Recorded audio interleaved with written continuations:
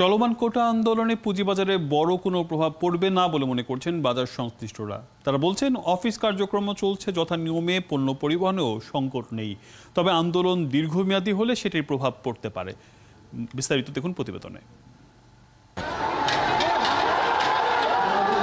চলমান কোটা আন্দোলনে সারা দেশের অস্থিতিশীল অবস্থার কি প্রভাব পড়েছে দেশের পুঁজিবাজারে? সূচকের নেতিবাচক প্রবণতা চলছে সপ্তাহব্যাপী। এখন জন্ম সনদ দিয়ে খোলো বিকাশ স্টুডেন্ট অ্যাকাউন্ট, নিজের বিকাশ নিজে কর।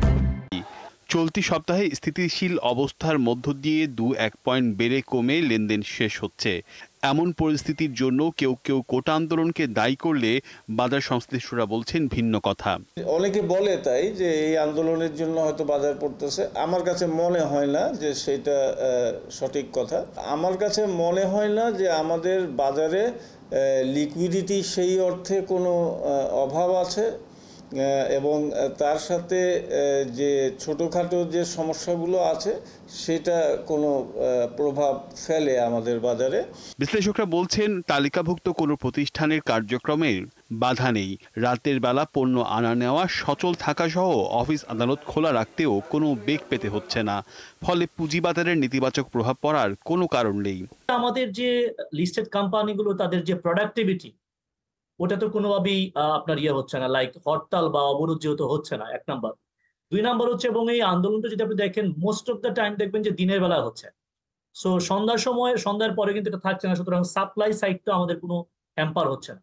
সো এখন পর্যন্ত আন্দোলনটা যেই জায়গায় আমি দেখছি এটাতে আমাদের ইকোনমিতে আমি কোনো ইম্প্যাক্ট দেখছি না। তাদের মতে সুবিধাবাদী একটি মহল যে কোনো ঘটনার গুজব রটিয়ে সুযোগ কাজে লাগানোর পায়তারা করেন। আমাদের এখানে রিটেল ইনভেস্টররা এখানে মার্কেটকে ডমিনেট করে, আর যখন রিটেল ইনভেস্টররা মার্কেটকে ডমিনেট করবে সেই মার্কেটের ভলাটিলিটি হাই হবে, সেই মার্কেটে অনেক বেশি রিউমার বা অনেক বেশি নিউজ বেসড ইনফরমেশনে মার্কেটকে এফেক্ট করবে। সেটা পজিটিভলি হতে পারে, নেগেটিভলি হতে পারে। তবে চলমান আন্দোলন দীর্ঘমেয়াদে চললে পুঁজিবাজারের প্রভাব পড়বে বলেও মন্তব্য সংশ্লিষ্টদের। যদি এটা বিশাল একটা আন্দোলন হয়ে যায় তখন হয়তো হ্যাম্পার করতে পারে, আদারওয়াইজ এই অবস্থায় খুব বেশি হ্যাম্পার করবে বলে আমার মনে হয় না।